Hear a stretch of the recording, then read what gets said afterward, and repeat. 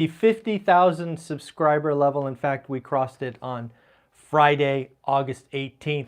And to thank you, I want to give you 2 free events that are extremely valuable. More on that later. Let's talk about 8% mortgage rates. Let's talk about Jackson Hole.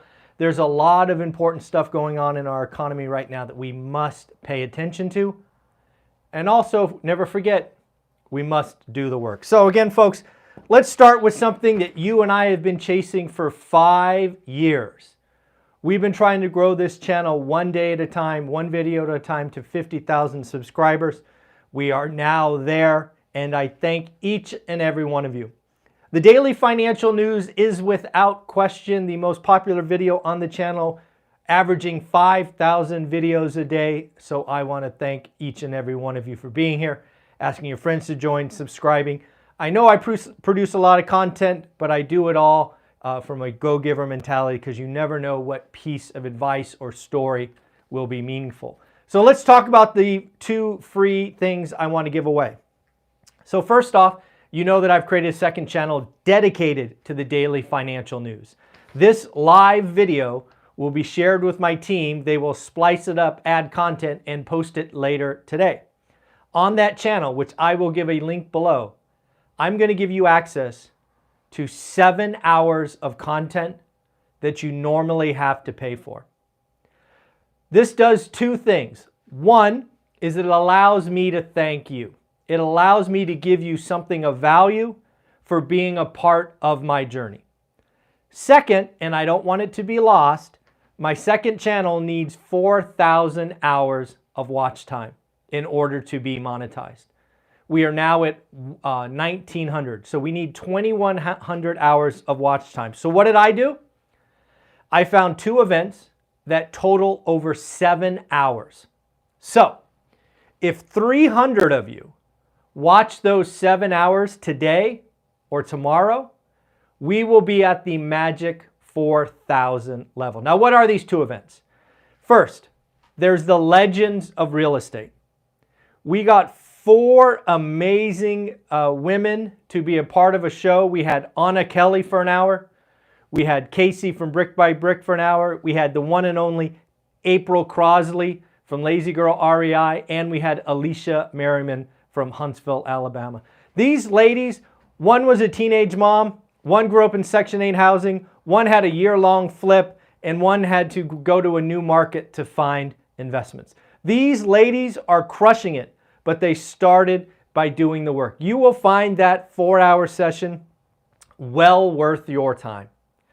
And then second, a lot of you like the Avengers, Millennial Mike, Dion Talk, Matt the Lumberjack Landlord, and I. I also gave you a 3-hour session of the 4 of us responding live to questions, talking about debt equity, out-of-state investing, self-management, all of these important concepts. So I will leave a link below. You can go to my new channel, subscribe if you would like, and you will have access to those 2 events, 72 hours. I announced it on Saturday, but a lot of people don't watch the channel. So it is Sunday. You will have access until Wednesday to watch these events that normally you would have to pay $50 for. So again, $100 in free stuff to thank you for 50,000. And again, I'm going to get a lot of watch time. So go check it out right now. It will be amazing. So let's talk about the All In podcast. I don't know if you guys heard the All In podcast today, but near the end of the episode, David Sachs shares a personal example of exactly what I am trying to tell you was coming. So if you don't know, David Sachs, one of the All In members, he has a couple of commercial buildings. Apparently, one of his buildings has a $9 million loan that is coming due, and he has to refinance. David Sachs takes this to his bankers, and after much to do about nothing, the bank comes back and says, we will redo the loan at $2.3 million, and we will give you $6 million if you pony up collateral. Essentially, think of it as a margin loan. So now again, David Sachs, I'm sure he's worth hundreds of millions of dollars. He decides just to pay cash. He's like, hey, I'm going to cash in, refi this. I'm going to pay it off. I'll wait for rates to get better. But what I want you to realize just happened is there was an asset that one time was bankable or lendable with a $9 million limit, now at 2.3.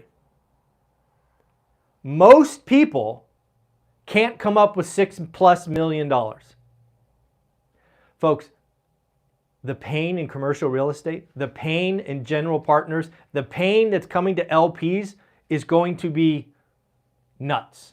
It's exactly what I've been warning you about. That example is happening all across the country, and unfortunately, it has just started.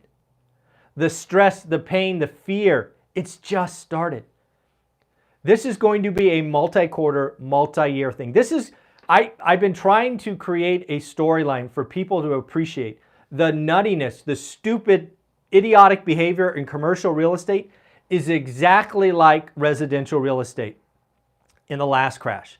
Short-term financing, variable rate debt, stupid leverage, bad assumptions. The idiots come off the sideline because they think they can't lose, and bingo, bango, explosion. It's going to be bad. Now, I always try to give you the silver lining, because if you were watching this channel, you were getting ready, right? You and I have been talking about, you know what, maybe now it's time to buy small resis or residential, wait for this blow up in commercial, and maybe we will do what I did in this book, One Rental at a Time. We will 1031 exchange out of a house into an apartment. I'm giving you my playbook. The All In podcast yesterday just highlighted how bad it's going to be. Think about being a novice investor, like your first syndication, your second one. You're not an operator. You're a financial engineer. You're not worth 9 figures. You're not even getting the $2.3 million loan. This is bad. But there's nothing. You're pregnant at this point. There's nothing you could do except learn the lesson. Hopefully, not lose everything. But this is going to be bad for some, but also amazing for others. How many of you have said, I wish I bought in 2010, 11, 12? We may have the opportunity to position into bigger stuff. Now, to be clear, as I've always said, the big stuff, that is going to the BlackRocks, Blackstones of the world. But you and I, we can go find the 10, the 20, maybe the 40 unit building. And that is okay for me. So again, the All In podcast, I think it was like the last 20 minutes, if you want to fast forward to that. That's where David Sachs tells a very important real life example. Watch out for that. 8% mortgage rates.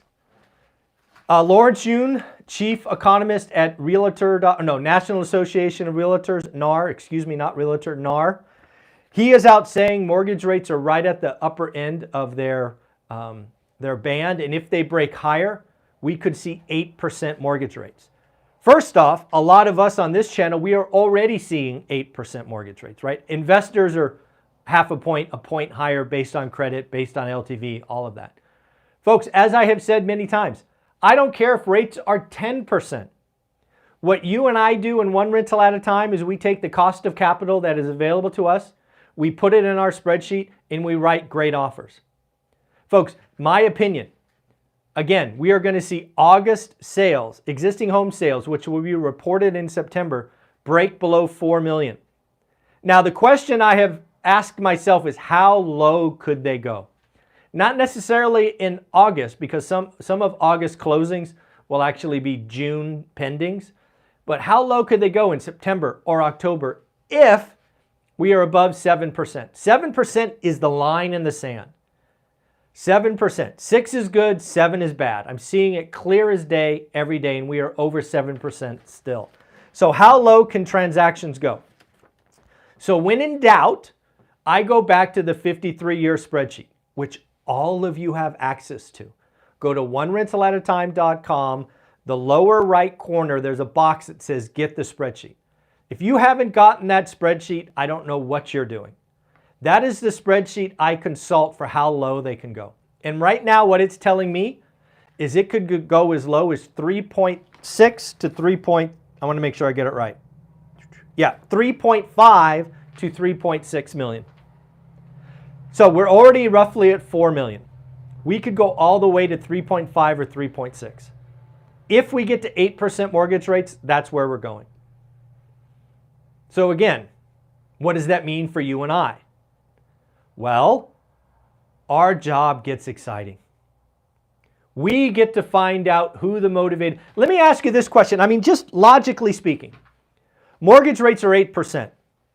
You list your home for sale. Why are you doing that? Because you have to.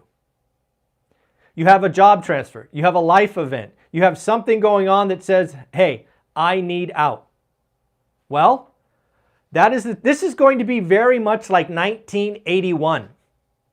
1981, rates were 18% or whatever they were. They still did 2 million transactions. Most of those had to be creative, had to be something like that. Or you took a lower price. And that's why I keep pushing seller financing. The 50-40-10 from Velocity Mortgage. Folks, it is time to get creative. Get a blended interest rate. Get 90% loan to value. Get out there. If you happen to be in Pace Morby sub 2 community, go deep. Go figure that out. It's not something I have ever done, but go nuts. It is going to be the time for creative financing. Right? Do it right. Protect yourself. All of that stuff. I don't talk about stuff I don't do. I've never done one, so hey, go. It's very clear who is the man in that area. But again, transactions could go as low as 3.5 to 3.6 at 8% mortgage rates. So again, do we get there? So again, best credit, all of that. Right now, I think we're at 7.37. Do we see reported daily by Mortgage News Daily? Are we going to see 8%?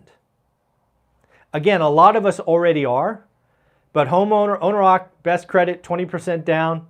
I'm going to say no. We'll see. I know a lot of you think 8% are coming, so leave comments below. Will we see 8% mortgage rates, best credit, owner-occ, yes or no? Leave a comment below. Let's get the comments going. Jackson Hole, folks. Jackson Hole meeting last August was a watershed moment. Apparently, Jerome Powell had his speech all written up that he threw away, and he wrote an 8-minute speech. In that 8-minute speech, as we talked about last year, I thought he said, basically, hey, rich guys, wealthy folks, I'm going to kick you in the nuts. You have had it too good for too long. Rates are going up. I don't know why you're not listening to me. And sure enough, over the next 12 months, he has taken rates up. Billionaire Barry is the one that we talk about seemingly every week as a perfect example of a wealthy guy who did not listen to that 8-minute speech. Billionaire Barry thought the good times would never end. Billionaire Barry got caught in a liquidity trap. He's had to sell homes. He's had to do this. He's had to do that. He's had to close mortgages. He's not living good because he didn't listen. So what might Jerome Powell say this Jackson Hole?